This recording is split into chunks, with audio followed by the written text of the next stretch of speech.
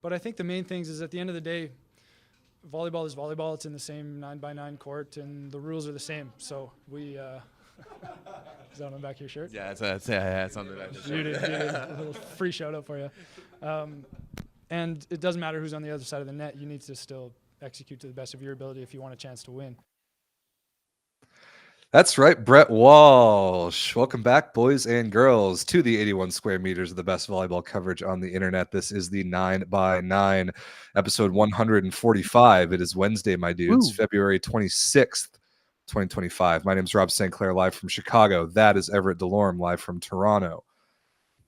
Everett, it's happening, man. It's happening. What an afternoon it was. I'm happy that we pushed the show back a day because of all the crazy volleyball that happened today. My goodness.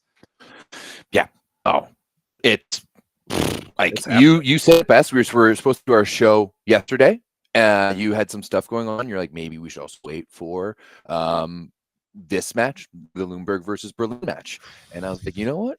You may be right. You may be right, Rob St. Clair. And wow, such a good day of volleyball. But first, Rob, I would be remiss if I didn't ask if maybe you wanted to give our Canadian fans in the Discord and in the show here maybe a bit of an apology for your outburst after winning was essentially a pool play match in the Four Nations tournament a few weeks ago, and then you're out of fall and in the final match last week. I apologize for nothing. I issue Canada sincere congratulations on winning the Four Nations tournament. That was an extremely good sporting event. I was happy to watch it top to bottom. Canada beat us in Boston in overtime. It was a really good hockey game. It was one of the top 5 games I've seen in my life. It was an awesome hockey game. I had a great time watching it. Your goalie Binnington totally stood on his head in overtime. He was amazing. And then Connor McDavid got an opening, and he did what Connor McDavid does with openings, and you won the game. So congratulations. Yeah. It was a hole and he filled it. Yes, sure did. That's what the best player on the planet does. So hell of a game. Well done. Congratulations. I think that overtime hockey is the slimmest margin between victory and defeat in all of sports. Yes. So all of team sports anyway. Fair. So I think that literally was on a razor's edge. It could have gone either way.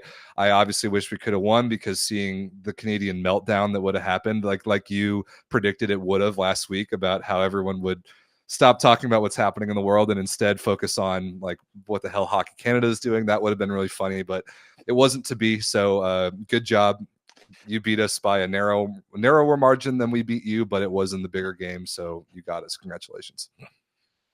Thank you. It was, as I said, one of the best hockey games I've ever seen. It was great. It was fantastic all around. I knew ultimately that we were going to win in the end, because you know you guys are a very skilled hockey team, but ultimately, like, our team just had more heart. And just like Brendan Hagel said after game one, we don't need any group chats, and we don't really need any reasons to fight. We don't do it for the fans. They didn't do it for the media. They did it for what's on their chest. That crest and that flag on their chest. And ultimately, that's why Canadian hockey is the absolute best. But now, moving on to a little volleyball. St. Clair, as you mentioned, it has been a gnarly week of what's been going on. Where do you want to start? What part of the world? What competition? That's a great question. So like we initially were planning on starting with the SuperLega, and I still think that we probably should, even though there was another competition that stole the show today. But don't worry, we'll get into all the CV and maybe like you don't want to. You don't jump right into Berlin and you know what, Lüneburg. You're right. You're right. I kind of feel like it's hot on mind. We literally just came off. As I said, I didn't think after 10 sets of Lüneburg versus Berlin I'd be left with more. But I was, and that's what we got. We had an entire 11 sets in the Champions League between the 11 and dude. Berlin. 11. That's and outrageous. You know what, Rob? Last week's show into the Discord, I said that we wouldn't get to a set. I thought Berlin was able to care business at home in the Melling Hall, like they always do. They play fantastic at home, especially against opposing German clubs. And today, First set, snooze fest. Oh, Absolute beat down. bore, right? Beginning of second set, terrible once again. Then, classic TEV, we get hit with about a blank screen. Full all of a broadcast sudden. outage. Full ball broadcast outage. And then all of a sudden come back at the end of the second set, and the game is basically tied. It was a magical ride, and you know what? Kudos to Lüneburg because they fought off. Like they won the fourth, lost the they won the third, lost the fourth, lost the fifth, and then was able to come back and win that. Correct. Yeah, they were one set away for 3 full sets, and finally got it over the finish line in the very, very last one. And like the entertainment caliber of that whole series, obviously we talked about the match in Lüneburg that went like 27-25 in the fifth being insane. The entertainment caliber of the whole series was tremendous. It was so much fun to watch. Like you said, and I agreed with you, I think I said it on last week's show, I did not expect Lüneburg to put up the fight that they did today. I expected a little more like what happened in the first set, because a lot of what we've seen between these two teams, when they play in Lüneburg, it ends up being very close. When they play in Berlin, it's not close at all. The Berlin recycling volleys demon and the mental block comes up huge with the Max Schmeling-Hall behind them. And the fact that Lüneburg overcame that today was extremely impressive. And they had match points in the fifth set as well, that Berlin ended up taking in overtime to then force the golden set.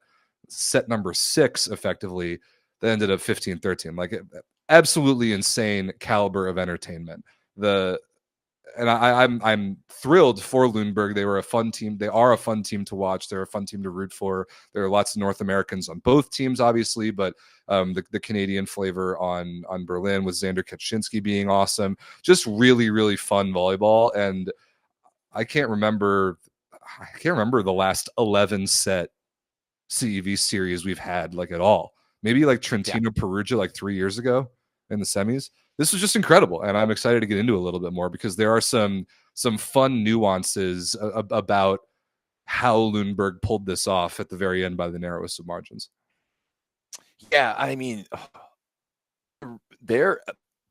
Lüneburg's ability to get themselves back into the game in this second set, it was incredible. I mean, when you look at how close all the sets were, like other than that first set, which was below 25-13, everything else went to 2. 25-23, 25-23, 27-25, 17-15, 15-13. Like it was back and forth the entirety of the time. And there's a lot of emotional guys around on this one. I'll say. I think we need to start by giving him his flowers. 44 points for Jake Haynes. He was awesome. 44 points for Jake Haynes. He almost got them back in the golden set too. They were down 14-10. Haynes sided them out. He got them a break point, then he got them an ace. Then I think at 14-13, he put a good serve in play, and they just couldn't make another play on defense. Like Berlin lost this series by the narrowest of margins, but Jake Haynes did just about all he could, man. I mean, 44 points on just ridiculous volume, like crazy, like old school. 38 for 66. That's absurd. Like, I mean, I know they played 6 sets, but like, even over 50 attempts in the men's game nowadays is like unheard of. And he tried his best to put that team on his back because, I mean, Moritz Reichert is the left side who got 11 points in the match.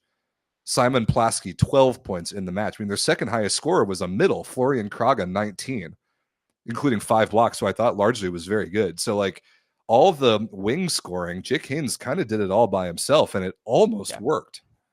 Yeah, it was a pit of despair a little bit on that left side for Berlin. Like they just couldn't get anything really going over there. Like we even saw Ruben Schott come in a few times, like mostly in the back row, but still like it was just not really working. And you could see that they were clearly missing a little bit of firepower, missing something on the left side of the court. And on the other side, as we said, Jake Haynes was fantastic. On the Lüneburg side of things, they play so different where it's sure you had Xander picking up 3 points, but it's much more scoring by committee, like 16 for Mo Winkle, 14 for Karliczek.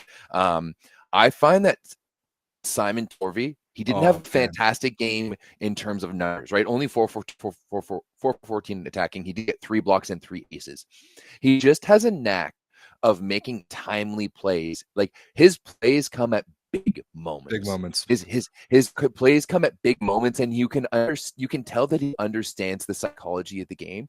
And I honestly think that comes from him being champion at Long Beach, right? Is you know and understand and like just how good for when you are like playing with a team like that. So I love what Lüneburg's doing here. And you know what, we heard from them basically that like after last year that they were making strides to try to keep this team together. Right. And in the past, the Lüneburg program has always been one of like, let's go get the young, good talent from North America. We're going to teach them how to play the pro game and we're going to move on. And now they're starting to keep that talent and letting them grow underneath their wings. And it's paying dividends because now they're in the quarterfinals of the Champions League. Yeah, it's unbelievable. They're a top 8 team in all of Europe, according to where they are in this competition. And you can't really argue with it. They got through a tough pool. They beat one of like, I don't think it's possible to overstate Everett how big of a deal it is for Lüneburg to get this far. Beating Berlin in particular, the demon that has been for them post-pandemic for sure, and even before, like since Lüneburg has ascended to be a loosely Champions League caliber team, which now very obviously they are. Like the demon that Berlin has been to them is it's insane. It's impossible to overstate how much Berlin has owned Lüneburg this entire kind of generation that we're looking at right now. So I'm sure it's all that much more emotional for Lüneburg to have won this match in this fashion against that opponent. And I love the way that they're doing it. I totally agree with you. If you guys haven't watched Simon Torwi yet, you will very soon, because this is a not just a national team caliber middle blocker, but a damn good one. And Germany has no shortage of good national team caliber middle blockers, but I would be stunned if Simon Torwi wasn't a major player at VNL this summer with whatever they have going on. I don't know their roster strategy, but this dude is good. He is really good. And I was hoping when he was playing in the NCAA that he could be this good of a pro. He absolutely is. He serves like an opposite, first of all. He's one of the best serving middles probably left in Champions League. I don't think that's that crazy to say. He's one of the better serving Lozer, Kokonowski. Yeah. Like, but still, like you're amongst elite company in that conversation, right? And I agree with you. He's a gamer. He makes plays. He affects the game from the middle blocker position when that needs to be done, which is saying a lot. And then Oscar Espeland, the Norwegian guy on the left side, I thought was such a gamer today. Made so many just clutch plays in and out of system. There was one ball, like a bump set that came from like over his shoulder that he hammered 4-4 basically, like right on the sideline. It was a disgusting like high level swing, and that like little bit more fire, a little bit more production, a little bit more like trust that Lüneburg had in their left side offensively, I think was the little bit of difference in this series. Yeah, I mean, I think that Lüneburg just plays more together. Right. I think that you have guys who like stepping up to the moment, like that one dig that Gage Worsley made towards the end of the fifth set. Awesome. Or in the golden set. I think, you know, there's just guys who understand, you know, how to play in the moment.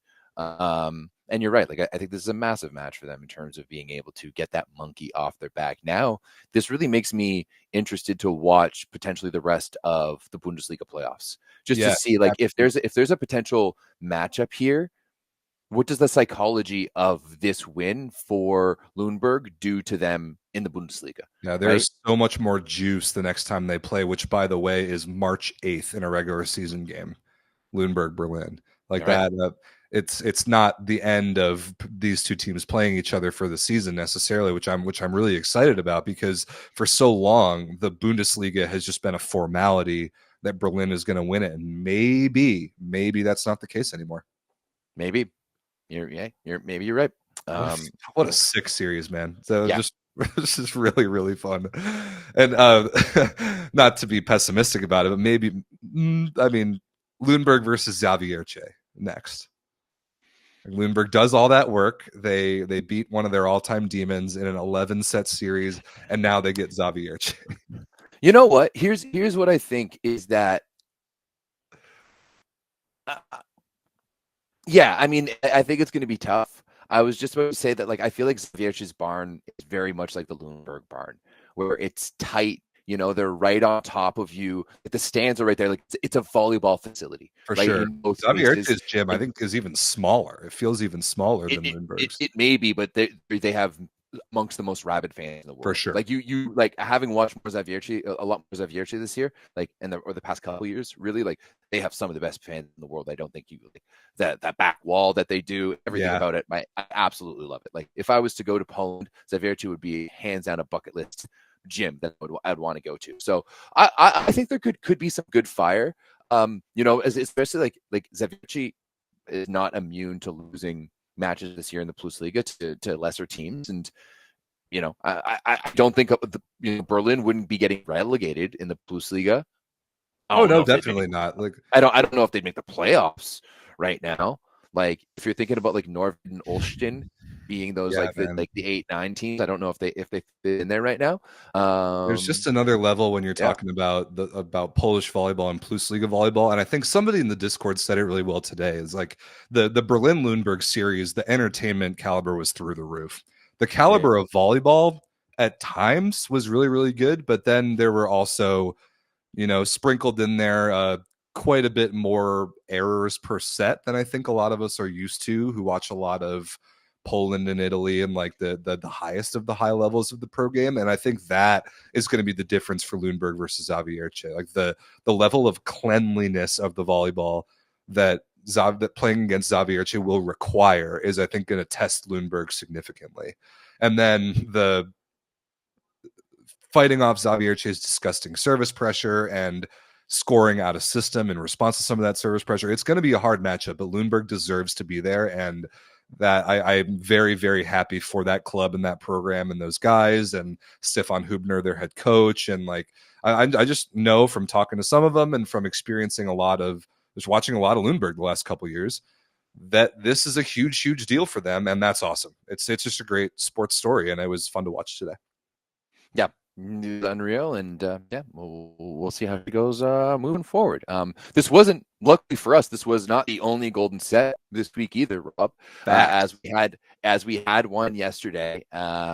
Milano and Halkbank went to the limit, and you know what? I thought Milano had all of the momentum, and then there's one man who shows up basically just for the end of the match. He's like, "Let me take off my jacket in the golden set." Right.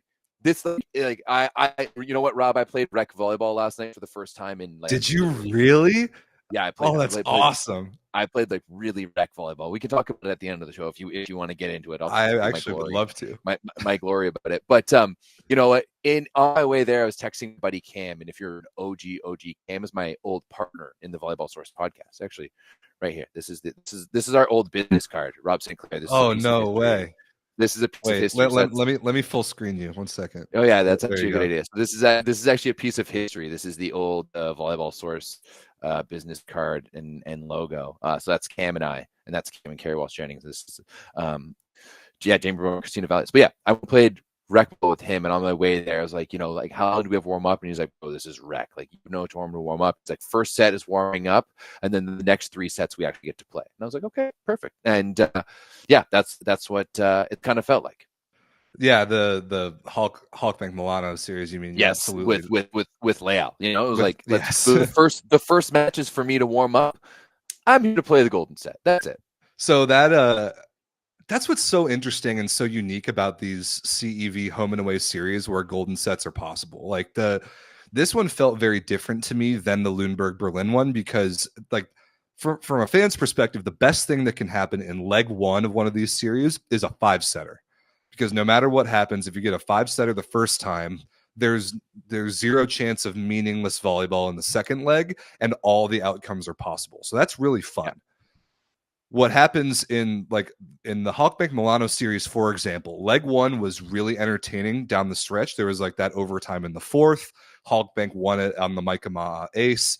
That afforded them they knew they could go to Italy and sleepwalk through the match and turn it on for the golden set. They knew that they were guaranteed at least a golden set.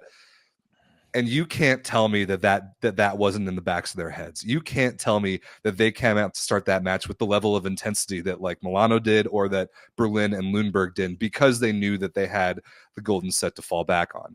However, all can I add one thing yes, into that psychology? If you win the first game and you know that there's a potential of, and you have that whole advantage, right, where you have to make the other team has to win, you can go in with 2 game plans, right? You can literally bait and switch, right? And you can, like, if you want, right? And I think we've seen this in the past too, where you come in and you play one type of game and you make it really taxing. Like, look how much Ferry Ragers had to do in the first half of that match, right? In the first bit.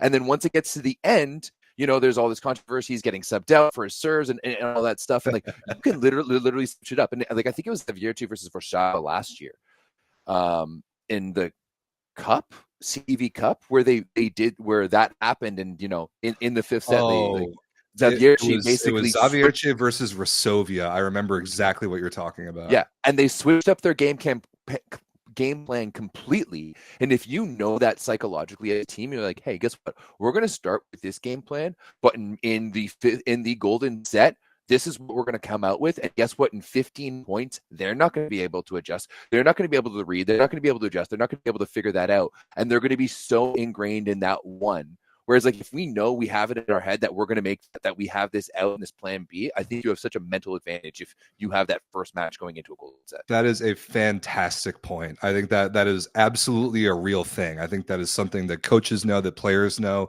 And then, like, the other part of it too is, like, if you're in, like, a lot of the CEV Cup series that we'll talk about in a minute, like the movement of the other CEV tournaments, like, when you get 3 points in the first leg, sometimes if you feel confident in your ability to beat a team, you put your pedal to the metal for 2 sets, because you have to win 2 sets. You try and play your best volleyball for 2 sets. If you do that, then great, you're through. You take your foot off the gas. Even if you lose the match in 5, it doesn't matter. The opposite, I think, happened here with Halkbank, because they went to Italy. I think they weren't ready to play in that first set, or they slow played it. Whatever it ended up being, they got themselves to the golden set and they turned it on at the last second when it needed to be turned on. And that's what I think is really interesting about this. Like, people, there was a lot of conversation in the Discord yesterday about how this match went down and then about how the golden set went down, that I think is worth pointing out.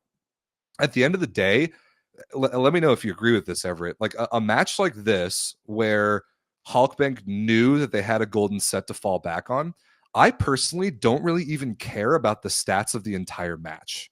I don't really look into the output of the whole match, or to get any tendencies from the statistics of the whole match. I don't think there's anything to pull out there. I think it's like, how did what happened in the match, if at all, set up for what happened in the golden set, and then what happened in the golden set. I think that's the much more important thing.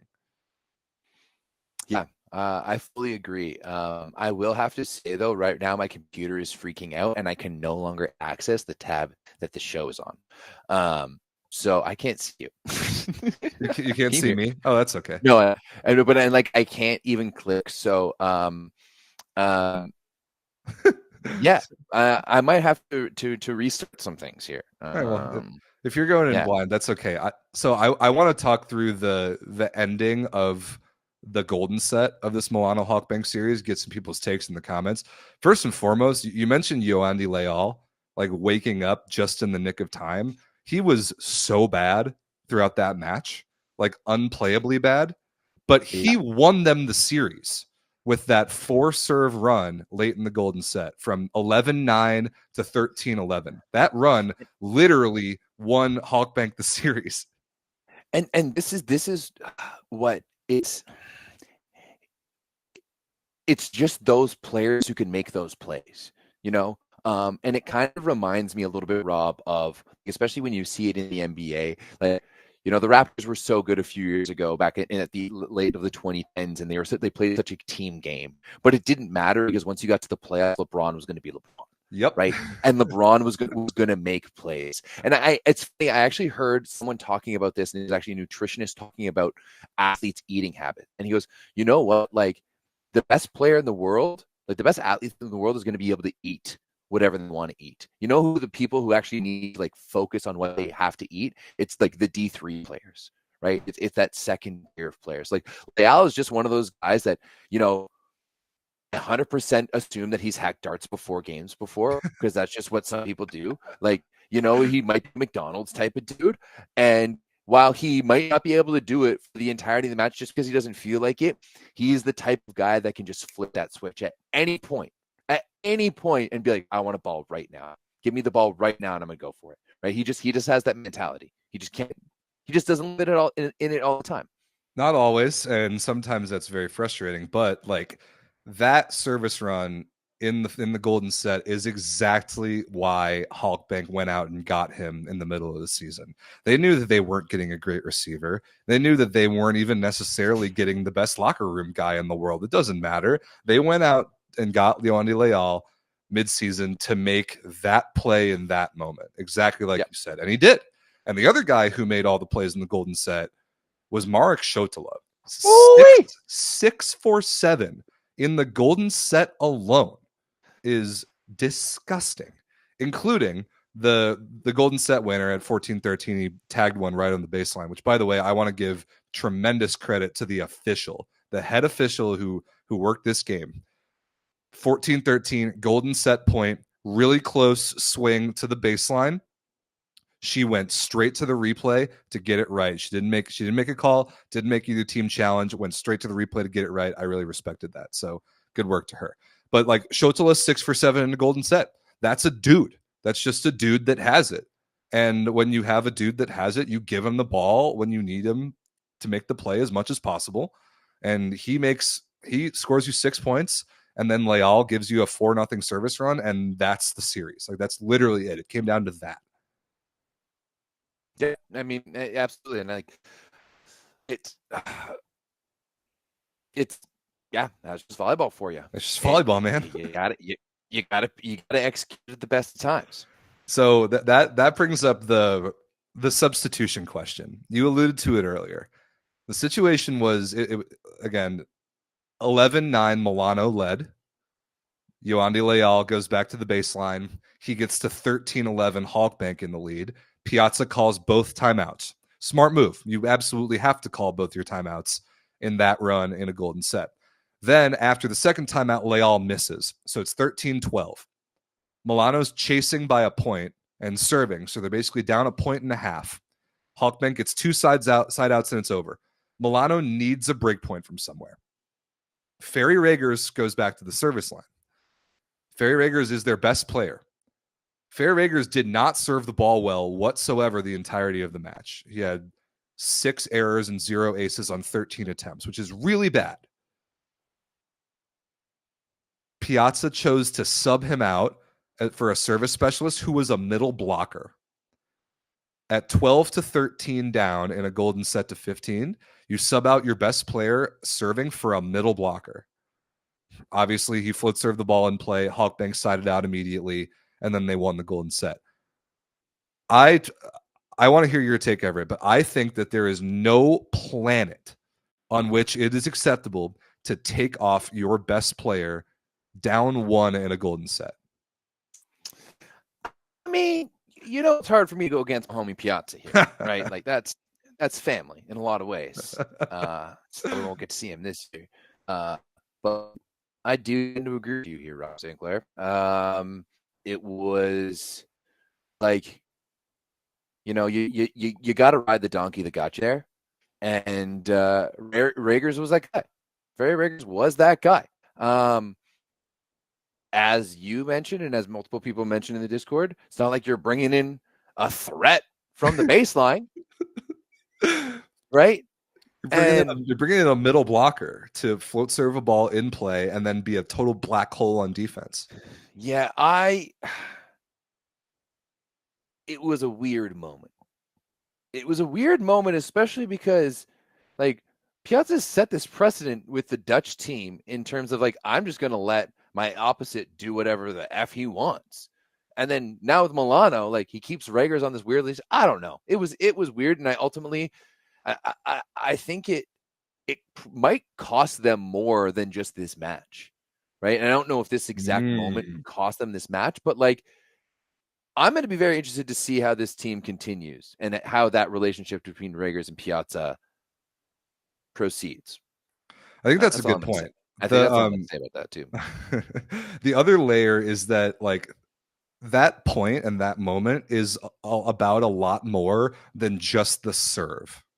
Yeah. If you're really lacking confidence in Ferry Rager's serve, then I understand that based on the way that he served in the match because it wasn't good.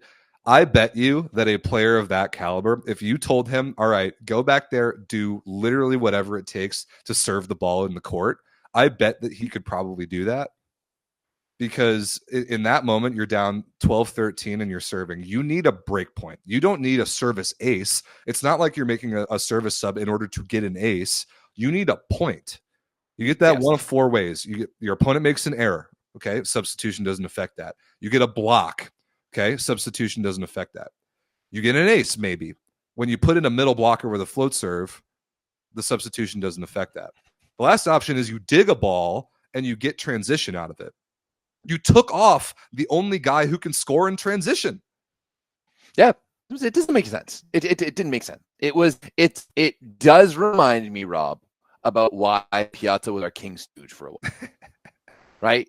It takes me back to those times of Steve Marr playing for a Milano team where he's the best player on the court, and when they bench him, can't seem to find a win. And yet they're just riding everyone else. And it's just like, bro, like what are we doing here? It's just sometimes I think Piazza gets in his own head. And I think he just gets in his own head sometimes. Maybe. Good series. I have the kind of the same question about Halkbank as they advance to take on Warszawa, as I said about Lüneburg. Like, can they play clean enough volleyball? Can they, I mean, Dick Coy and Yoandi Leal both need to be substantially better and less error prone. But like, if you're going to hang with Warszawa, who's really balanced and clean, like you got to kind of change your identity a little bit, and I don't know if Halkbank's got that. I honestly think Lüneburg might have put on a better show against Evierci than Halkbank will put on against the Warszawa. I don't just because hate that take. Warszaw's game style is I'm gonna smother you, right? We're good everywhere. Right, we're really solid down the middle. We're really strong on the pins. We can show you multiple different looks. Like we've got 3 different outsides who can all ball. We've got 2 different opposites who can ball. We've got arguably some of the best middles in the PlusLiga, maybe even in the world. Like the only way that I can see is Halkbank has a massive crowd and they get underneath the skin of Warszawa at home, and then they do some golden set magicry, fuckery to be able to play with Warszawa. Maybe. Whereas like I think that Lüneburg can go like play up against and Lüneburg now, we've talked about it, they're not scared of going up against the Giants. Right. That I think is a great point. And I think that like I truly think that comes from Gage Worsley. I think I think that's just how he plays, and I think he's infectious. Right. And we know this on a content point of view that he's magnetic and he's infectious, but it's the exact same energy that he brings to the court. Like someone in the chat's talking about is he one of the best liberos? I don't know if technically technically in skill wise he's one of the best liberos, but like in terms of defensive mentality, he might be one of the best in the world right now, and that means a lot. Yeah, what he brings to a team, how he affects his teammates, that definitely matters. And shout out to Kyle D'Agostino too, by the way, the libero on the other side of the net for Berlin, who was equally good. I don't know if he had like the same emotional impact, but he made a hell of a lot of plays. No, he actually, and that's 2 different styles of liberos right there. Yeah. Like Kyle's like he's quiet and he's reserved, he's within his house, but he's going to get the job done. Whereas like Gage is maybe a little bit more gregarious, but and maybe somewhat less technically sound, but he's going to make those reads and going to make plays at key moments. And yeah, it was great. Before we move off this, I have one more. I have to complain for a split second.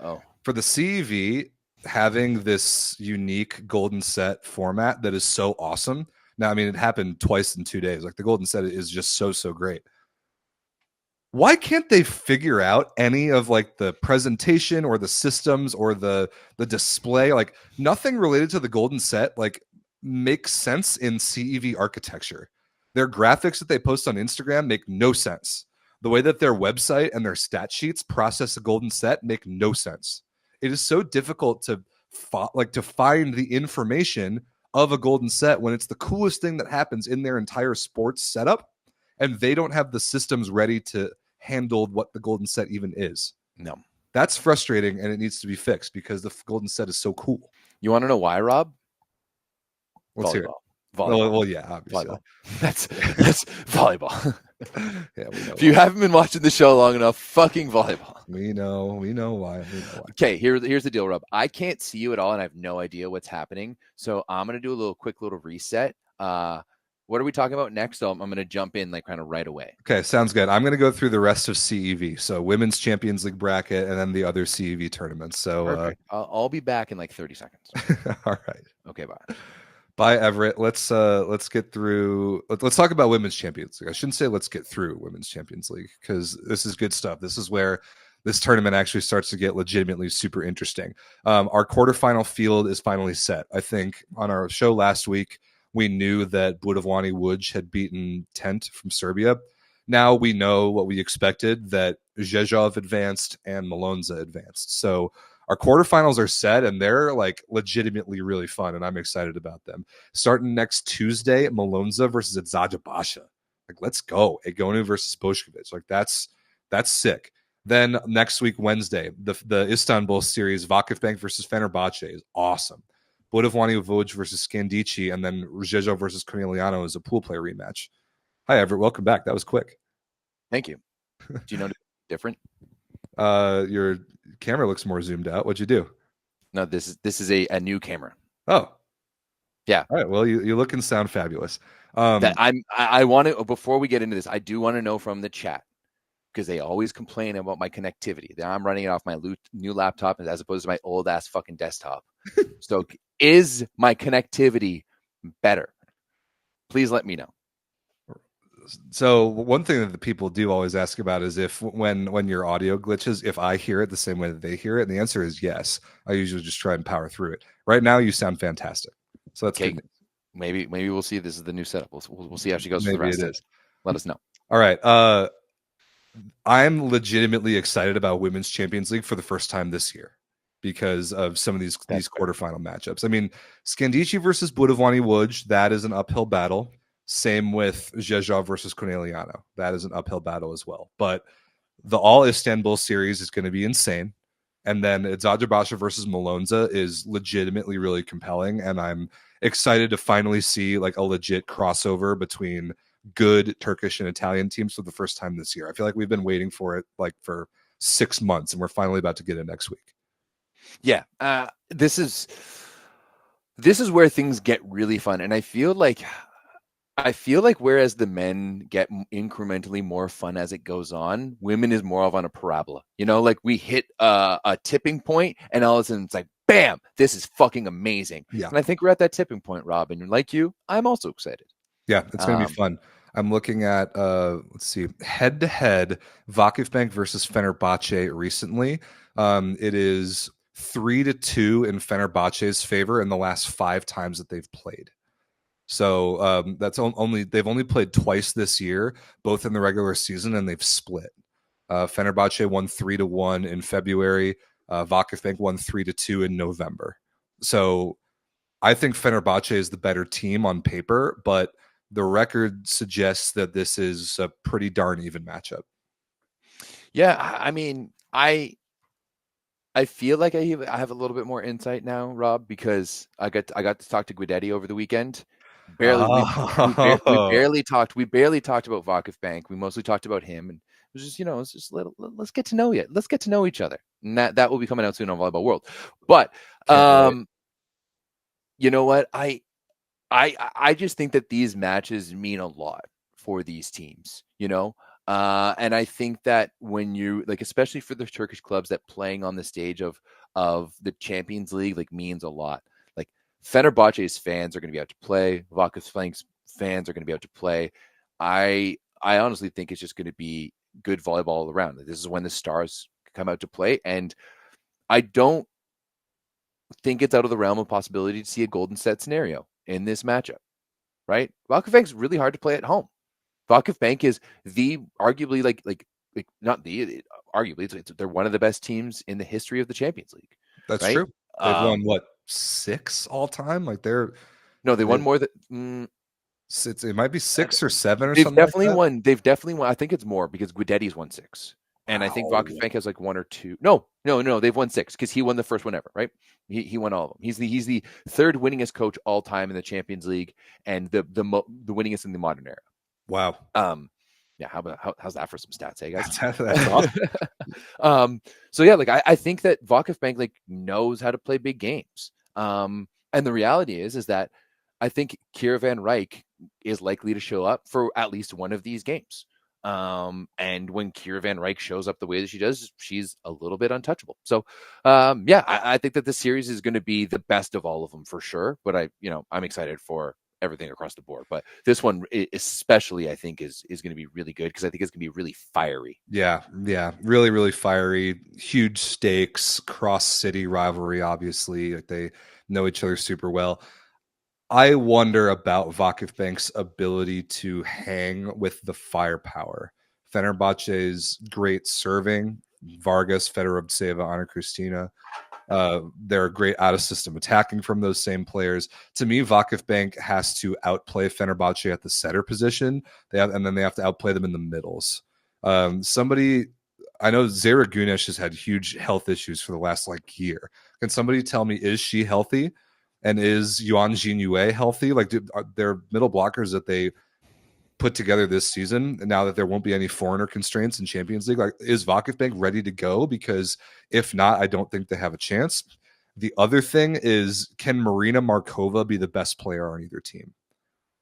I think that's possible, but I also think that's what it's going to take. If Vakifbank's going to win that series, Marina Markova is going to have to be the best player on either team. Because like Pixie just said, or June in the chat just said, like, Vakifbank's second outside hitter, if it's Katarina Bossetti, whoever it is like basically a non-factor. They need Marina Markova to be one of the best outside hitters on the planet for those two matches. Yeah. I fully agree. And that's where I think this matchup gets really interesting, just because of the almost like the interpersonal matchups that you're going to be like. You've got like if Gunesh is healthy, if you've got Eda Erdem and Gunesh like head to head in the middle, great matchup. You absolutely love it. Like if they have Yuan Jinyue like that, they definitely, like, you're 100% like Kalach or Vuchkova, like neither of them are, neither of them are going to be able to keep up with Jinyue. Like Jinyue, in my opinion, is a top 5 middle in the world. I definitely agree, especially on the offensive end. She's awesome. Yeah, but it's like, to me, when you're right, like when I look, I have this roster up on a Fenerbahce roster up right now. It's terrifying. It is terrifying. This is making me absolutely lick my chops for a potential final that we could potentially be having. The one that especially given like the format change this year, because it's going to be the final four in Istanbul. Like we know for sure that an Istanbul-based team is going to be playing in that. That's awesome. Do we know for sure? Yeah, Vakifbank and Fenerbahce, one of them is going to win. Oh yeah, you're right. And then it could be two if Eczacıbaşı takes down Malonza, which is the series I want to talk about next. Yeah, like I watched a little bit of Malonza today. They beat Scandici in 5. It was a hell of a match. This was all while the Berlin-Lüneburg game was going on. Like, that matchup is really interesting too. We've talked about Malonza a lot this season as being a roller coaster and them not usually putting their best foot forward in big games. But that's like literally Eczacıbaşı's identity for the past decade, is they can't win the big one. They just can't do it. They've got a lot of the talent, but they just can't win the big one. So it's kind of like something's got to give. One of these two teams that has a lot of good talent, but for some reason or another can't usually put it together at a stage like this, one of them is going to do so, or one of them is going to be less bad and one of them is going to move on. But I'm excited to watch how that unfolds. Yeah, this one is going to be really interesting. Like, first and foremost, you have two of the best opposites in the world going head to head. Two of the top four. Any of the time when you have two of those top four going against each other, it's going to create some things here. But I honestly think that Malonza's in a little tough here. When you look at this Eczacıbaşı roster in terms of what they can offer at a Champions League level with no foreigner limits, that's when things get a little bit scary. Like down the middle, when you have Jovan Stefanovic, Danny Raki, and Sinead Jakasal, like Give me any one of those, right? On the left side, you can start Hyundai Bolladine and Catherine Plummer. Or you can go with Alexa Gray. We all know how Alexa Gray does coming off the bench too, so they can give different looks. I don't know if Malonza has the depth to run with Izaja Basha. I really don't. I think that they might actually. I actually kind of like Malonza's outside hitter depth. I mean, Dalderop, Kazot, Silla. I don't remember who their fourth. Oh, it's Elena Pietrini, who we've forgotten about because she's barely played. Like, I don't know if she's going to have an impact at some point this season, but like, I think they've got that. I think Anna Denesi is playing as well as any middle blocker on the planet right now. Like, I think she can hang with any of the players that can put out there in the middle, Retke, Stevanovic, Sinead Jack, like whoever. And then Egonu is Egonu in the Champions League. She like practically owns this tournament.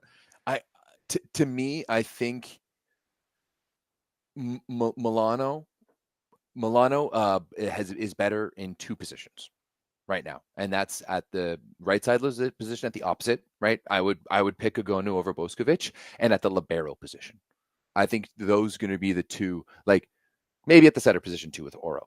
But I think the middles and on the left side, I'm giving it to Izaja Basha right now. But especially like, man, Jolene has been playing fantastic as of late, and Fukudome is Fukudome, right? Yep. So you have the different, like, I'm really intrigued by this matchup. I really am. I think that there's two teams who play similarly and maybe have a lot more at stake. So yeah, I think there is a lot at stake. It's a prove it series for both of them. And I like the point in the chat that Izaja Basha's potential front court that they can start is absolutely enormous. Yeah. It's huge. It's like one of the few blocking rotations that Paula Egonu can't just straight up go over the top of every time she takes a swing. So that I think is really compelling. And then just the overall storyline, kind of like I said, of these two teams, just they can't win the big one. They put together good rosters. Sometimes they have issues with the way they build their teams, foreign and limit constraints. Those don't exist in Champions League, but they get themselves to big matches on their talent alone, and then they just can't win the big one. Can one of them step up to this occasion? Or will neither of them do it, and it'll be sloppy, and one of them is going to move on? But I like to think that based on just the two opposites that they have alone, that they both will step up to the occasion and play a good series. Yeah, I would think so too. I'm going to go and bet that Alexa Gray is a factor in one of the matches.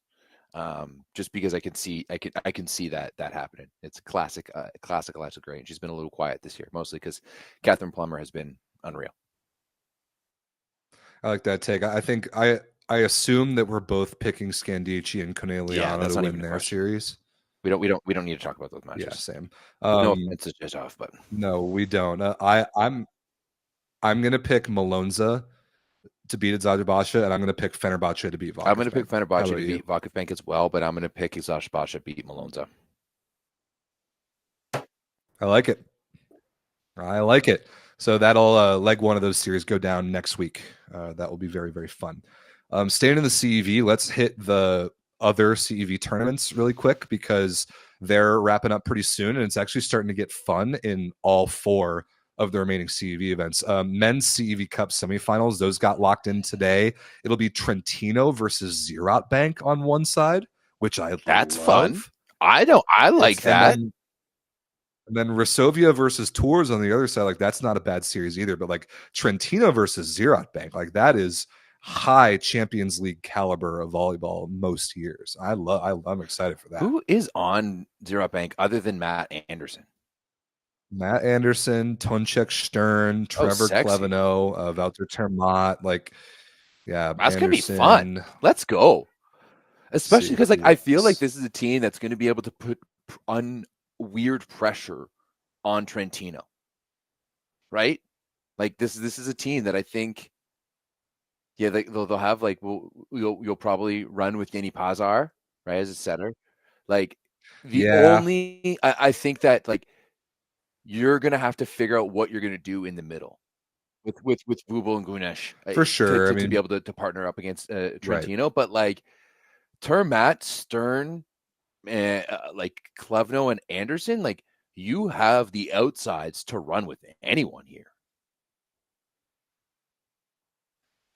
I agree. I like talent-wise, just as good as any team that Trentino will play all season, honestly. Especially that foreign wing talent. I think it's exceptional. Matt Anderson, Trevor Cleveno, and then either Stern or Termont. Like that's compelling right there. I agree with you. I think like systematically Trentino is Trentino, and their identity is so well established, and they're great at the setter spot. They're great at libero. They have the best overall player in Micheletto. I think if Koza Marinic is healthy in the middle, that would help. Yeah. To put him next to our guy, next to Flavio, and maybe maybe our guy Bartha has a big impact. We'll see. But I legitimately really like that series. And then hell of a job to Tours, who today they 3-donged Nac Russolare.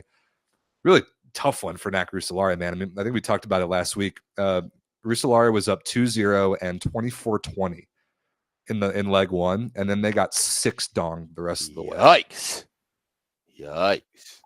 They blew that 24-20, and then they dropped the next 5 sets. That is rough. I didn't watch anything of that. That's also Resovia beat Fenerbahce. I did watch a little bit of that.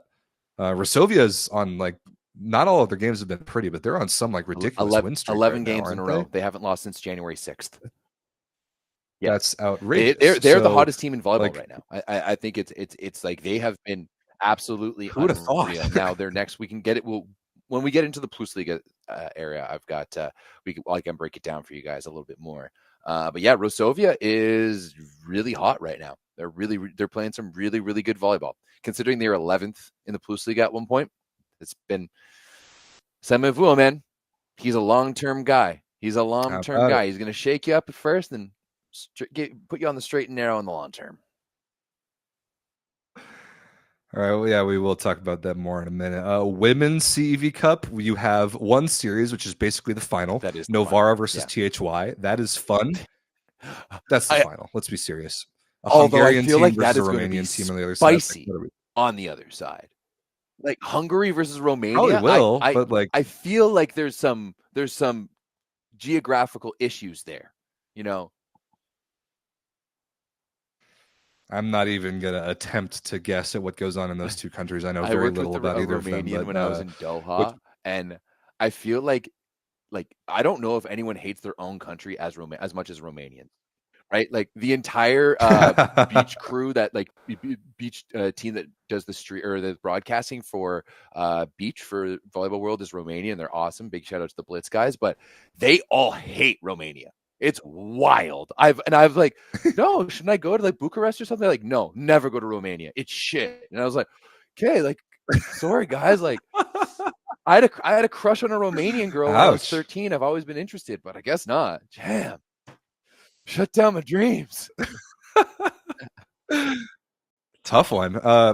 Excellent point in the chat about THY. Berkai tagged us in a message in the Discord earlier today that THY and Galatasaray were playing in the Sultanlar Ligi, and that match is probably going to decide 4th place in the league, and there are only 4 playoff teams. So that was a legitimately like meaningful game, and I turned it on, and I was treated to maybe one of the worst matches of volleyball I've ever seen. An absolute slapping around.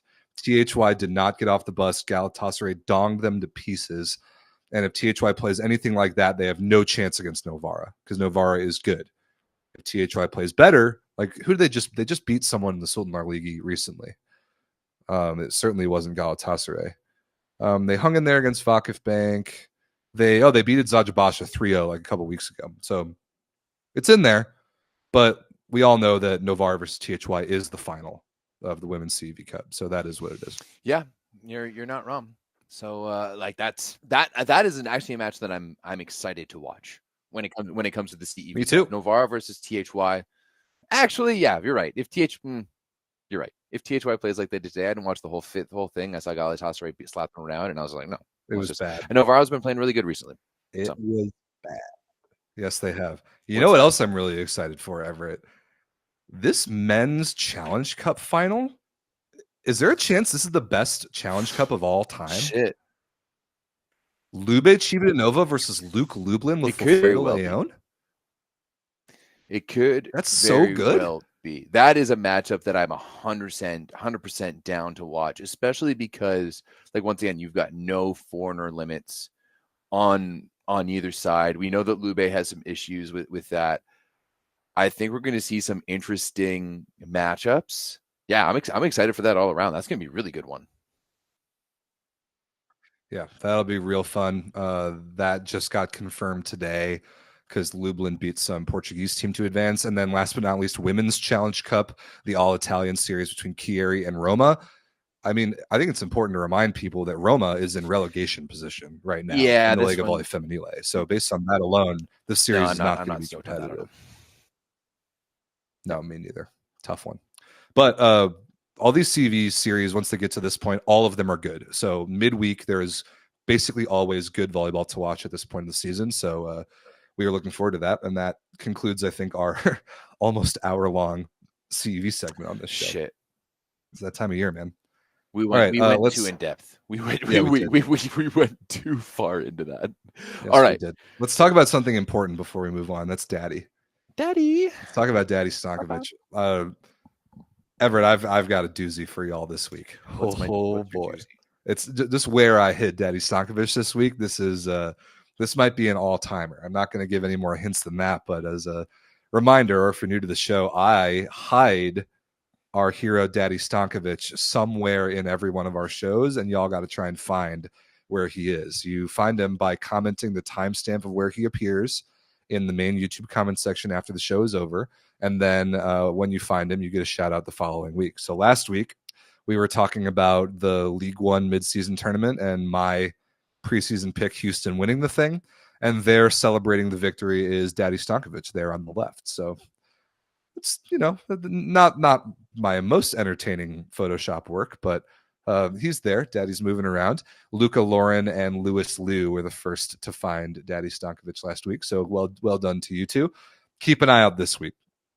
Love that. You know what? I'm going to say there's a chance that nobody finds him this week. Oh, shit. There's actually a chance that nobody finds Daddy this week. Okay. We'll see. I'm going to leave it at that. This is a really fun one. All right. Okay. We got a lot more to get into. You want to go to Italy? Is that where we should go next? Yeah, I think we should go to Italy. Yeah, let's go to Italy.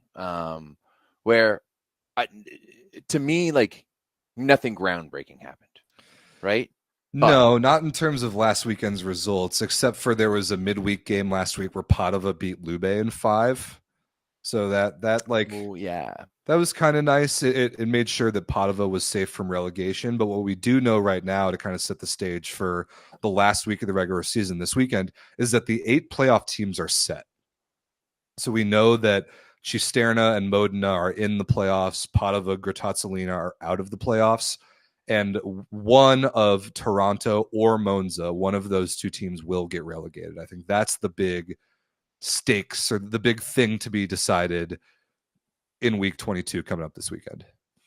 That's big things. It's huge. Relegation is enormous. It's massive. Yeah, that's absolutely massive. Now let's jump into this a little bit more, yes. Rob, when looking at that relegation race specifically. Monza, on their side of things, they have to play Cisterna. Now, for Toronto, they have to play Verona. Which one of these two teams do you think has an easier matchup?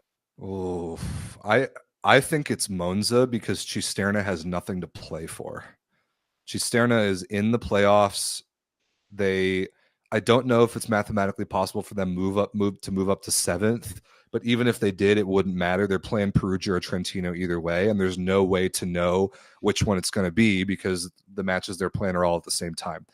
I don't think Cisterna has any juice in this match, whereas Monza very obviously does. And then Toronto is taking on Verona, and Verona is just better. Verona is better than Cisterna. It's just a more difficult opponent. Yeah. Cisterna is trying to catch Modena. If Modena loses and doesn't get any points and Cisterna gets 3 points, they will be tied, and Cisterna would be in 7th because they have more wins. Okay. It's you pick your poison with that one. Do you want to play against Perugia or do you want to play against Trentino? I would tend to agree with you. It hurts that Monza is probably going to get relegated, especially after I actually wore my Stephen Marr jersey to play Very Rec Volleyball yesterday, Rob St. Clair. Did you really? That's awesome.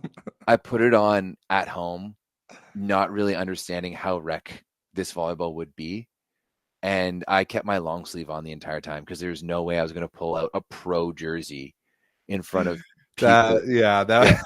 Like it was move. It would have looked not bad. It would have looked not great. And it's not like I was bringing the house down with my play either. So it would suck, but it's the devil that got you there, because I think that it's actually Toronto that's going to get relegated. Ooh, I think that's more likely because I do think that Verona has more to play for. They're tied right now with Piacenza in points for 4th and 5th. 4th is a big deal because it gets you home court advantage in that first series. So like they already know who they're playing. But grabbing an extra match at home is a big deal. So I think Verona's got more on the line, and they're just better. Like Verona is so much better than Toronto is. Toronto is not a good receiving team. Verona has Keita, Mozic, like whoever is serving the ball for them. And Verona just got Jordan Ewert, who balled out last weekend and won MVP of the match. So Verona. He scored 12 points. Mozic scored 26. Like it was a very much a welcome to the team type of MVP. Like good for him. He came off the bench. 11 for 20, 11 for 20 attacking off the bench for the brand new team, I think is a nice performance. A great performance, but let's not pretend that MVP award is anything but a hey, welcome to the team type of thing. Look at that stat sheet, watch that match, and tell me otherwise. Then we may have to end this show. Nomura Keita didn't even play in that game for whatever that's worth. But so that maybe that's an indicator of Verona's roster strategy. Maybe they are content to rest some of their guys against Toronto this weekend because they think they're better. They think they're going to win. I don't know if that's true. If Stoichev does choose to take his foot off the gas, that is good news for Toronto and terrible news for Monza.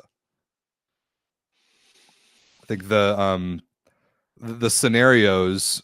This is from Monty Johnson in the Discord. If you're a Monza fan, if you want Monza to stay in the SuperLega, what you need is a 3-point win and Toronto to get 1 point or less. If Monza wins in 5 and Toronto gets 0 points, Monza survives. If Monza loses in 5 and Toronto gets 0 points, Monza still survives on tiebreakers. So if you're a Toronto fan, you basically have to get, I'd say, at least 2 points against Verona this weekend to feel like you're safe. Because if Toronto and Monza end up tied in points, Toronto gets relegated and Monza stays. Okay. I like it. Yikes. Grotazzolina and Padova, congratulations to you both. You both are staying in the Superliga. You both have nothing to play for this weekend. Get ready for that stupid placement playoffs that the Superliga does. So dumb. So God, such a total waste of time and effort and money and volleyball. It's just the worst.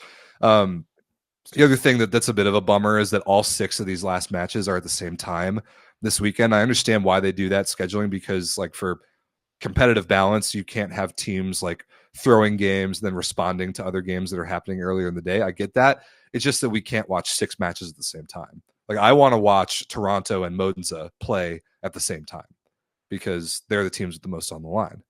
So everything is noon Eastern on Sunday. Last week of the regular season. Okay. Let's do it.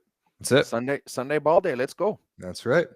Also, Everett, this afternoon, while we were watching a lot of CUV and while everything was going on, there was an entire full round of the Lega Volley Femminile that was played mostly today.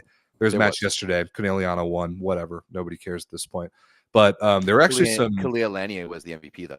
Ooh, that's what I like to see. Go USA. Yeah. Today there were some meaningful games, and they now the women have also one match day left, and it is going down on Saturday. So all the women finished the regular season on Saturday. All the men in Italy finished the regular season on Sunday, and then they both jump into playoffs at basically the same time, which I actually really like. So today big one. Malonza beat Scandici, but it was in 5. So for the race for the 2 seed, Scandici still got it by 1 point. But both have actually pretty difficult opponents coming up this weekend. Malonza plays Chieri and Scandici plays Novara. So like that race is very legit. However, Novara is locked into the 4 seed. They cannot move at this point.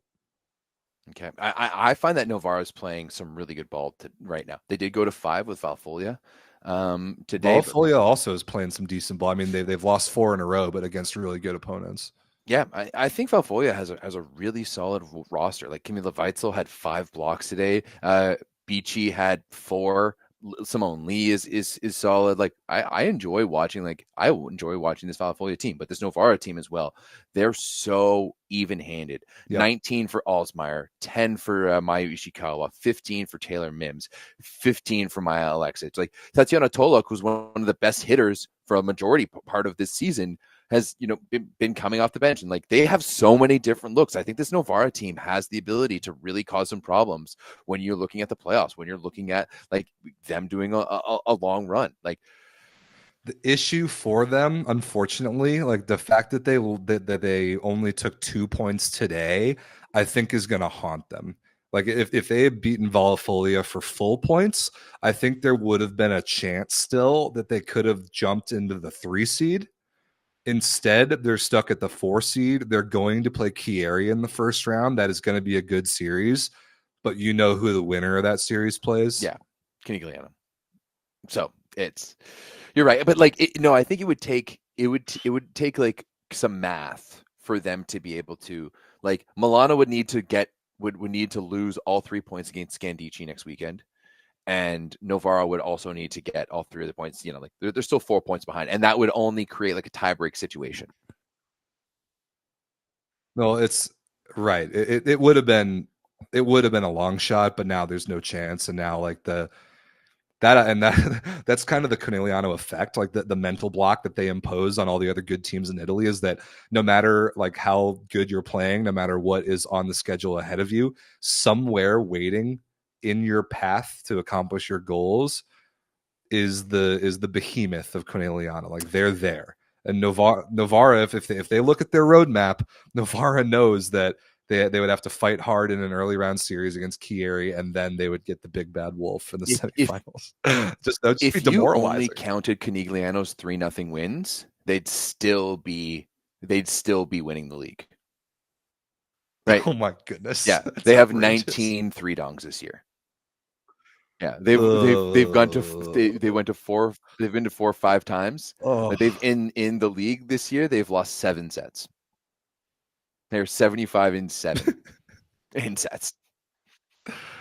What a joke! Speaking of Chieri, we like to talk them up on the show. They did get beat by Pinarolo today. This Chieri team doesn't have in the 4, magic so that's that not had great. Last year. I don't know. I kind of agree with that. Avery Skinner's been balling out though, so that's all I know. She's been fantastic. Yeah, so it looks like it's going to be. So Busto will be in 6th for sure. Chieri in 5th for sure. Novara in 4th for sure. 7 versus 8, it's a toss-up. 2 versus 3, it's a toss-up. So, yeah, keep an eye out this weekend. What do we say the good matches were? Scandici versus Novara is good. Malonza versus Chieri is good. And then relegation-wise, Tall Masons, see you later. Thanks for participating. But Firenze and Roma are separated by 1 point. 2 points. Roma's 1 point ahead. 17 and 19. Oh, I'm seeing 20 and 19 because Roma just got a win. I mean, I just opened up mine. My on the Lega Volley Femminile says 19 and 17.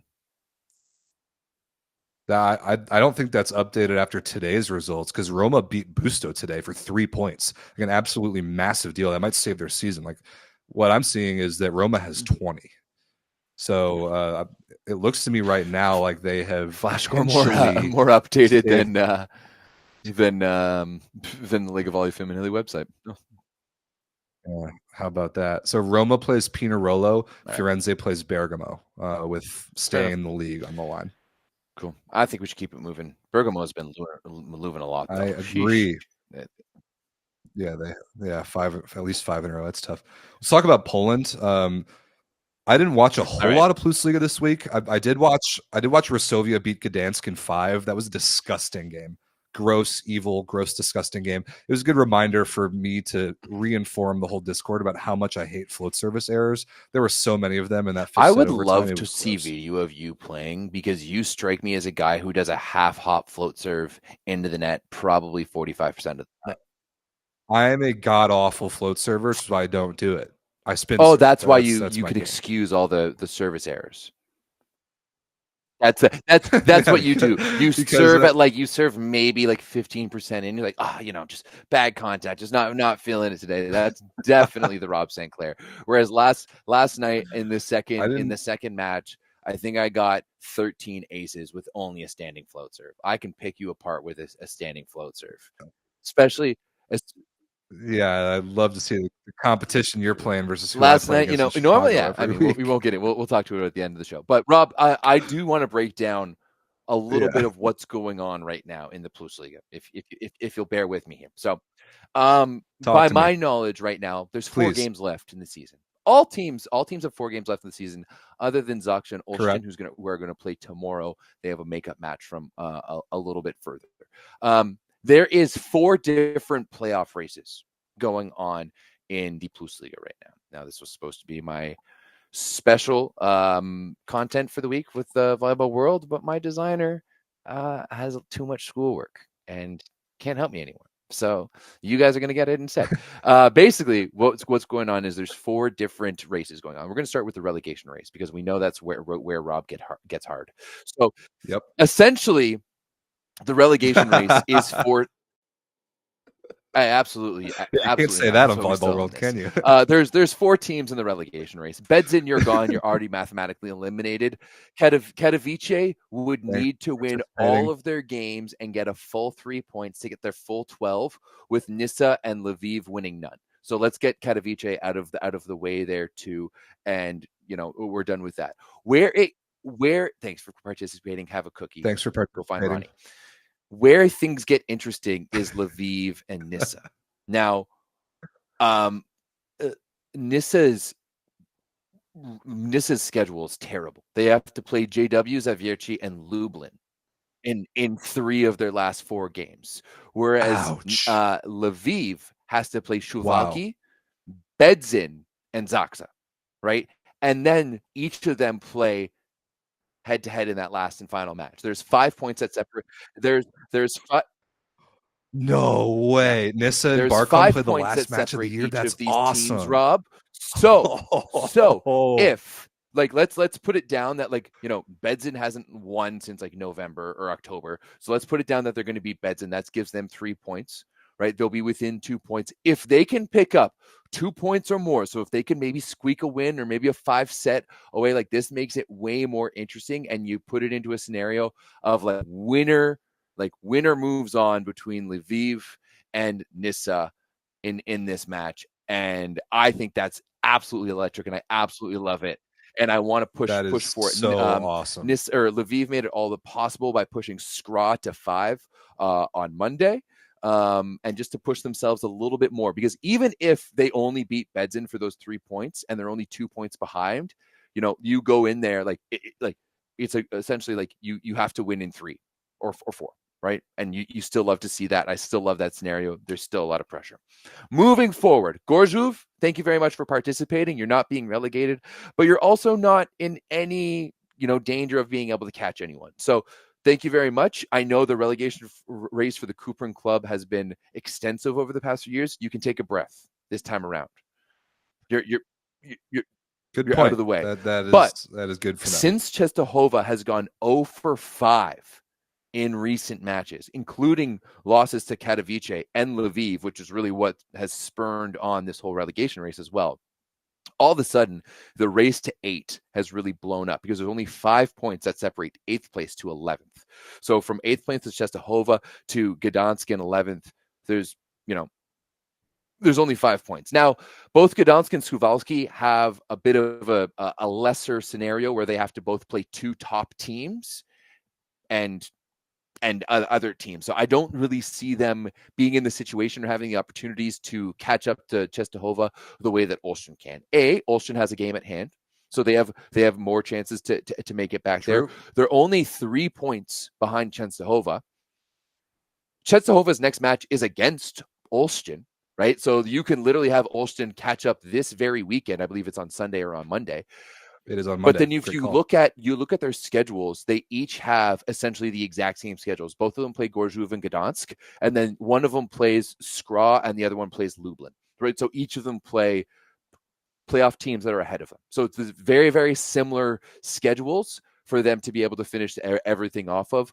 I'm leaning towards Olsztyn right now, the way that Norvid's been playing, but I think the real decider is going to be this match this week, and that's why it's one of my matches to look at.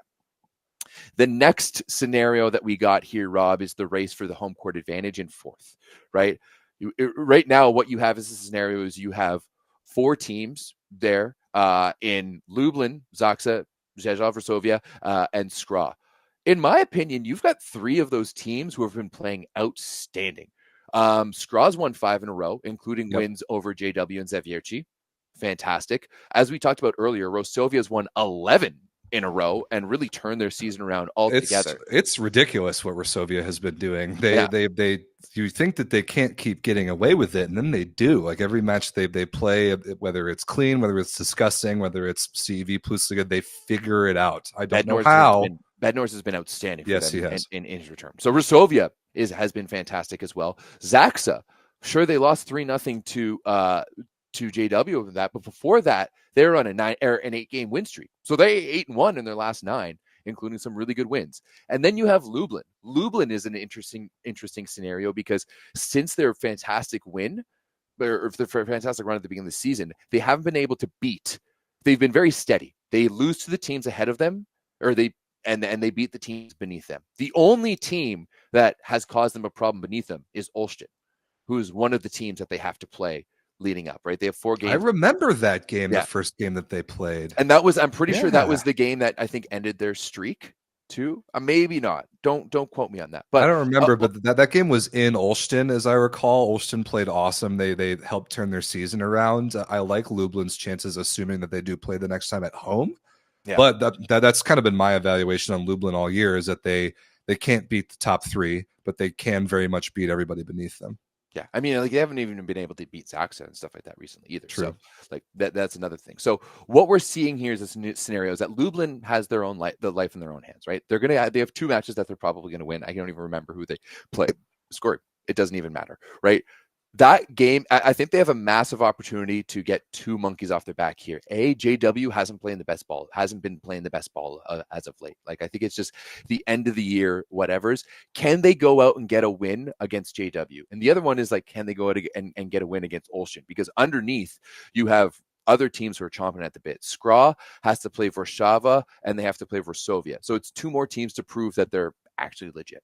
Rusovia, I think, actually has a chance to go and get the full 12 points, but they do have to play against Zaksa, and that matchup in week 29 between Zaksa and Rusovia, I think, is absolutely one that you're going to want to circle around on your calendar.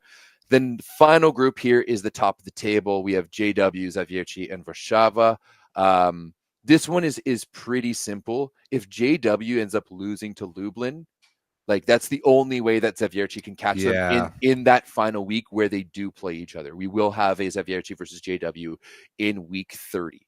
That will kind of be all for all the marbles. It could be. It also could mean nothing, and it could be a snooze fest. I guess we'll see.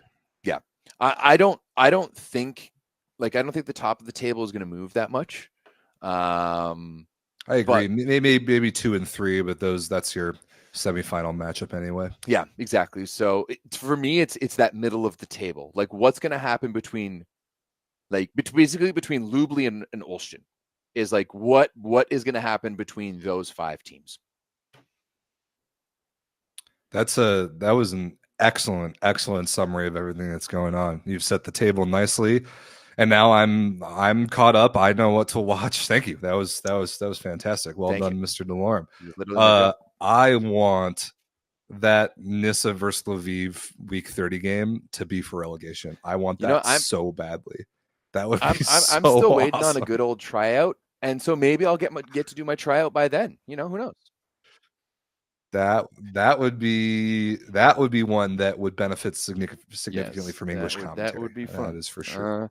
But yeah, that's the PlusLiga for you. Sheesh. There's a lot of stuff going on. There's a lot of matches this weekend to check out, and so I definitely suggest you do so. Yeah, I'm trying to look at the results from this past week and see if there's anything that we really need to talk about. No, I there's don't not really really. think that there is. Skra dropped a point to Lviv, but like everything else was pretty much Lviv business was like as I watched usual. some of that match too, and like Tupci was good. Like Lviv is playing with their heart in their sleeve right now. You know, I hear that Lorenzo Pope, the Australian, is playing pretty really well good for them He's lately. really physical out there, and yeah. Whoa, 27. So 27 points. Damn. Yeah, they're a team to keep your eye on. Even that matchup against Suwałki, I think is an area that could provide some fireworks into. I agree with that. Yeah. Suwałki is kind of a sleepy team to me. They don't do much for me one way or the other. Yeah, I can't say I've sat down and watched a match of theirs all year. Sorry. I don't know. Yeah. You're right. I don't know if I have either. Yeah.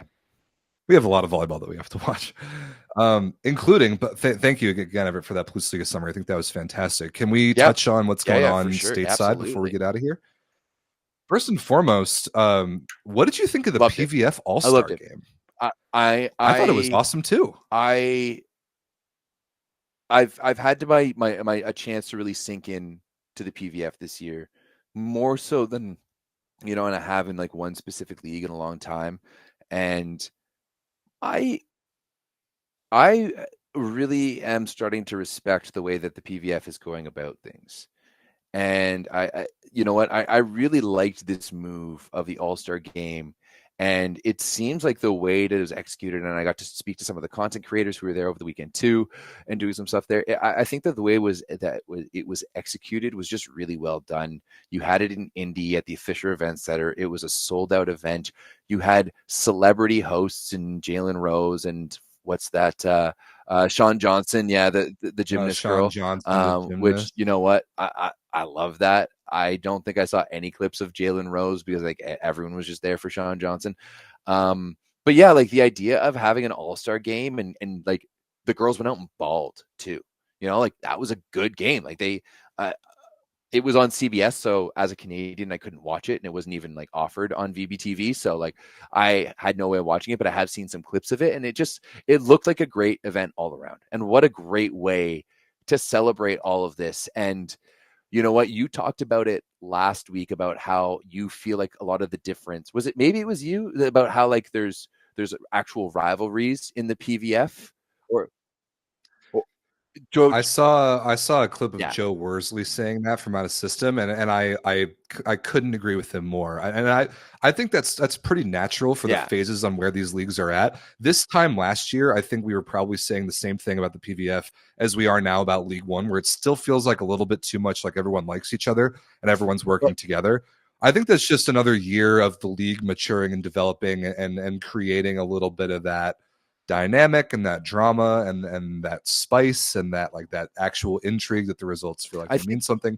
And then I thought the All-Star game was a cool celebration. It looked like the level of volleyball was actually really it was like high, especially for those teams being so like that's what I was saying is that like the level of volleyball is really high, but it did feel like a bit of a celebration of like what is happening here. And so that's okay. An All-Star game, and like that's exactly why I was kind of saying it. Where the rest of these times, like, you can tell in the PVF that you're starting to create a little bit of those rivalries and things like that. And I think that the fact that like, oh, look at that, looks good, eh? Alex did a great job. All I do is fill it. Oh, that's all I did. But yeah, like, I think one part of it too is the branding of League One. I love how it looks. However, I do think that when everyone looks the same, there's no like differentiating factor between you and me and us and them, right? There's none of that feeling of like us and them yet in League One because everyone's still which I also think is maybe a little disingenuous from the League One people because they do kind of give it a vibe like we're the first ones doing this. It's like, no, the PVF was run. Dude, all of them have said things like that. Like Athletes Unlimited was saying things about like being the first pro volleyball entity to do all these things. Like there's one distinctly I remember that they were the first like volleyball entity to put pro volleyball on ESPN Plus when the VLA had done it like 2 years before. Like all of them are in this the celebrating their own achievements game right now, and a lot of that is okay, but like we've talked about several times, that needs to move to a compelling week in week out product. Yeah. I think we do have a compelling week in and week out product in the PVF. Like if you want to jump into the standings here, like so much movement in the standings here. Omaha quietly comes up into first. Orlando is on a massive 6-game win streak, right? They were 8-16 last year. They're 8-4 so far this year. Unreal. Vegas, they were number one. They've hit a bit of a hiccup recently, down to 7-4. Indy, despite losing Lekator member Mene, who is like leading the MVP race last week to what looked like a knee or an ankle injury, they were able to bounce back with a nice 3-1 win over Atlanta. And this is where I think you're really starting to see that separation. And I also think one of the biggest story here has to be Columbus. Columbus rocking a 3-game win streak. Winners of the past 4 of 5. Let's go. They looked lifeless at the beginning of the year. You know what? You hate to say it, but I do think that, like, in my opinion, they've really leaned on like Megan Courtney Lush, and I just don't think she has it out there. Like when you have like Kaylee Cox, who's like a fantastic freshman, and Isabella Rapach, who was the MVP of the week this week, and just the way that she's been playing, like I think that just adds so much to it. And I don't know if Megan Courtney Lush really tips the scales all that much anymore. Like the talent, like that's the big thing that I've noticed about the PVF is the best teams, other than Omaha, the best teams have rookies making big impacts, right? Like Vegas, almost all of the rookies have seen the court time. And not only is that their entire like draft class, but that's the addition of Tegan DeFalco, who's been, arguably the second best libero in the league this year. So lots of stuff happening in the PVF. This week is actually a huge week. There's some huge matchups happening tomorrow with the top 4 all facing off. I do believe that it's Omaha versus Orlando and Vegas versus Indy, and that's going to be going on tomorrow night. So you guys are going to definitely want to check that out. Correct. You nailed it. Yeah, both good games. I like what Indianapolis has been doing, and also huge shout out to Coach Dave Shondell. He's the head coach at Purdue. He got to coach the All-Star game, like one of the sides for the PVF, and his team won. So shout out to Dave. I spent a lot of time in the gym with that man when I was in West Lafayette. So good memories. Dave's great. So good for him. It was cool to see him patrolling the sidelines. What I would give to see you as a practice player in the NCAA. Like, oh man, like were you a shit? I learned a lot. I have no doubt man. You did. Like, I basically learned how to play volleyball from that because I had never been in a place with that level of structure. And then I kind of learned how to play all 3 hitting positions in that gym. Did they give you any instruction, or there's just like go out? Oh yeah. Oh no, they gave me a lot of instruction. A lot of the time, like we would sit in their film sessions, and we would I would be, let's say it was when Kelsey Robinson was playing in Nebraska. They would give me a jersey with her number on it, and I would hit, and I would match her shot chart. They would make me watch her film, and then they would give me her shot chart, and they would tell me in what rotations to hit what shots. That's how they scouted against a lot of their Big Ten opponents. They would put me and my dude club teammates, and they would prescript what we were doing, what rotations to be the players they were about to see. Like that's how all those gyms operate with their practice players. That's just what they were scouting. Like then some of the time we would just play. Yeah. But yeah, we got a lot of guardrails. That's hilarious. You were Kelsey Robinson. It was fun. Oh my goodness. It was a awesome. great time. Did you watch? Then I also have from being in that gym, I have a huge amount of respect for anybody that has to try and receive float serves on a women's net. My God, the ball gets on you so fast. That was the bane of my existence when you were coaching like 14U girls. And then all of a sudden they like, you start like at the beginning of the year, they're just like lollipops. Then you start teaching them how to drive the ball like just above the tape. And then you're in serve receive and your toes are barely on the attack. Like your toes are almost touching the attack line and the ball's still falling in front of you. It's like, ugh, why did I teach you to do this? It's terrible. Somebody says, to be fair, I can see Rob not scoring just like Kelsey. That's a good one. That's a pretty good one. There was one distinct memory that I have because like we had Kelsey continuation cook, as I like to call her. There's a couple distinct memories. One was there was like a preseason scrimmage that the girls at Purdue played, and I was on, like, I played in it because they needed, I think I was playing left side, I can't remember. They needed an attacking body to play against the starters, and like the game was going on, and I was just kind of trying to be in the background and do my job. And then John Shondell, who's Dave's brother, who was coaching our side at the time, said like, "Rob, you need to take over this game." I'm like, wait a minute, what? Am I allowed to do that? Like, are you sure you want me to take over this game? He's like, yeah, I don't want to lose this game. You need to take over this game. Like, say less. So I took over the game. That's kind of how I felt last night playing rec volleyball. Yeah, just like when it's time to take over the game, you can just take over the game. Yeah, it was very much the case. Like, and like I said, like the first set was for a warm up, and I have not played in volleyball in a long time. Like in a long time. Since you and I played short court in Charleston at Norseca. Yeah, maybe.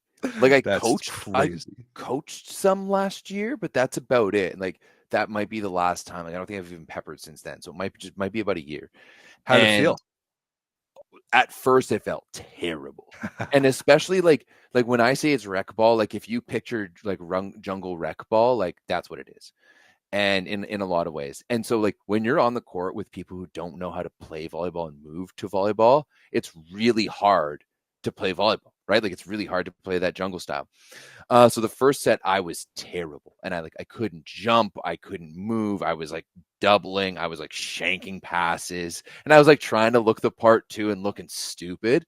Like thank God we were there was like a gym with like 3 courts and there was a gym with 1 court. So the first game we were at the gym with 1 court, and all I could do was serve, and like we were down by a bunch. I went back and like served a bunch of aces, like just once again just standing float serve, it was whatever. In the second set, I started warming up, passing a little bit better. Once again, just like more serving.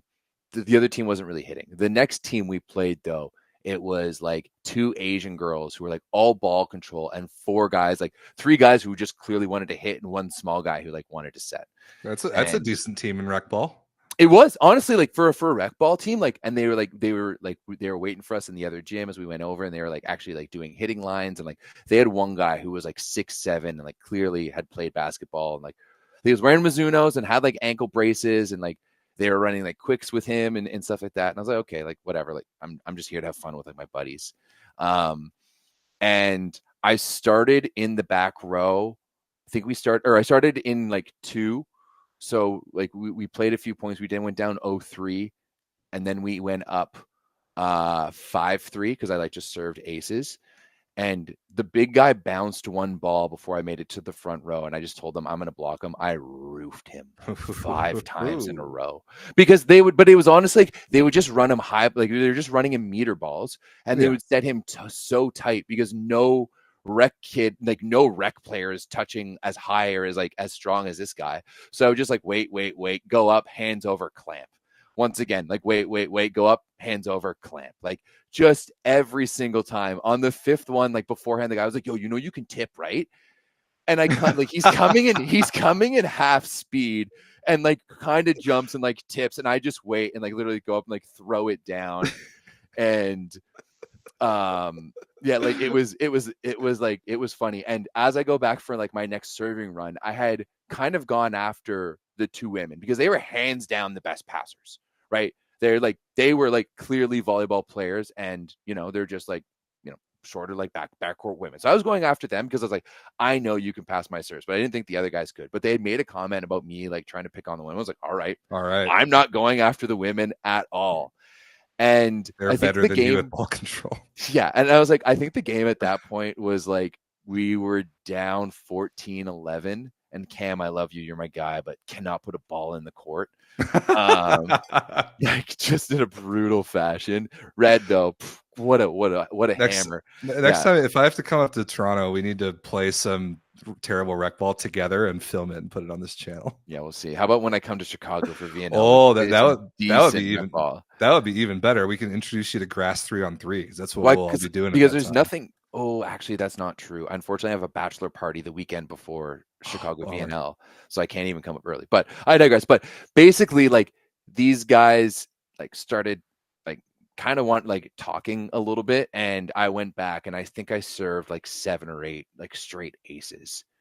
And the one guy who was like talking shit about being like, oh, like you're serving the girls. I was like, all right, you're gonna like. He was giving me. I went to the other side and I like served down like to his one, like aced him down the corner. So he moves over, aced him down the seam, right? He moves back, hit a short, ace him short. Then he's standing up and I just popped one long and it landed right on the line. And he was so disheartened. It was so much fun. So I only hit Luke says, did you hit the LeBron silencer on him? I hope so. Honestly, I was just like stoic, and like Cam and Red were laughing about it so hard afterwards. I did hit finally one good ball on the left side where I just like finally got my timing right, and I went up and I was like, yeah, okay. And I just like half swung it because like I was up there and there was no block, so I just like buried it in the middle, but that was the only one. But yeah, my blocking and my serving were the two things that I was just like, there's no way that you plebs know anything that's happening right now. They don't even know what universe they're in. It did give me an itch though, Rob, to play more ball. And good. I think like I haven't played really any ball, like even any like adult tournaments since I like finished playing college, which was fucking 14 years ago, almost 15 years ago. Yeah, exactly. It wasn't but it just gave me an itch to start playing again. So I might join some leagues. I might get back out there, especially because I want to pitch a segment for this year's VNL that would be called Pepper with Everett. And I just want to do a bit of a question series where I'm just peppering with some of the world's best, and I pepper with them with questions. And it'll just be me and like me and Nikolov just having just like a lazy pepper session, like the pepper sessions that you have when you have your headphones on your head. Your headphones are sitting like this, and you're just doing like the craziest things, and you're just having a conversation, maybe about the drinks you had last night, or like the girls on the girl team or whatever it is. Like you're just able to have that conversation, but still keeping that control. That's what I think I want Pepper with Everett to be. And I'm just going to come fast and furious with the questions too, and maybe they get a little bit ridiculous. That's a great idea. That segment, and then also giving players Malort at VNL Chicago. That's what we got to do. There's a certain legality to that, though. Yeah, we'll see about that. By the way, I meant to include this. I didn't watch any League One this week, so I don't feel the authority to talk about it very much. But here are the standings after Week 7, in case anybody is curious. Yeah, sorry. I would love to watch League One, but I'm blocked. No, time blocked. I can find. Yeah, it was just like I have to follow the PVF. Yeah, right. It's my job, and yeah. Well, Pixie, I know you watch a lot of League One, and they say this week wasn't that spicy. So, thank you for confirming that we don't have to spend very much time on this. I think that's a show. By the way, I play volleyball every Thursday, so I'm still in it, and I look forward to it. It's like my favorite part of my week when I get to play. And then the bar next door gives us half off pizzas and beers afterwards. So my Thursdays are the best day of the week. So Everett, you should get back into it. It's funny because like yesterday, me and my buddies were talking about like, we want to play like a rec sport in the springtime. We should play like ultimate or something. And my one buddy's like, let's play indoor volleyball. And I was like, I absolutely refuse to play indoor volleyball. Like I was like, I'm not doing it. Like absolutely not. And I was like, the only way you're going to convince me to play beach volleyball is if we make a team with all of my buddy Matt's coworkers, because he works for Labatt. And oh hell yeah, yeah. Like basically, like I'm not going to say anything more about his coworkers, but like I know it would be a fun time. But that's like rambling from us too. I think we need to get the people out of here. I need to get out of here. You think so? What do you got on? My so I mean, so I'm putting all these guitars on the wall behind me to use. I'm in a band here in Chicago. We're playing a show in a couple Fridays, like Friday, March 21st, and we rehearse on Wednesdays. So I'm going to go Can do you that. put on a show during VNL?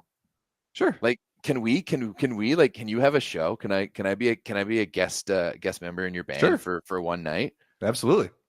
Put me on Vox for a couple of songs. Give me an acoustic guitar. Sure. Good to go. I play music, Rob St. Clair. I know you do. I know you do. We've talked about this. Yeah, my band show is on March 21st. I'm going to see if I can't live stream it. I tried to last time we played a show. It failed miserably. So I'll see if I can be better this time. But yeah, that's what I'm doing tonight. And that's what all you are doing all week is watching volley. If you want to do that, join the Volleyball Source Discord. Links in the description. Best online chat community in the world. And we will see you on this very show next week to talk about, I mean, we'll have playoffs at Everett in Italy. We'll have some Champions League. I mean, if we wait till next Wednesday to do the show again, we'll have the whole like first leg of women's Champions League done, maybe. So there's a lot going on. But we appreciate you all for watching and hanging with us. Bye.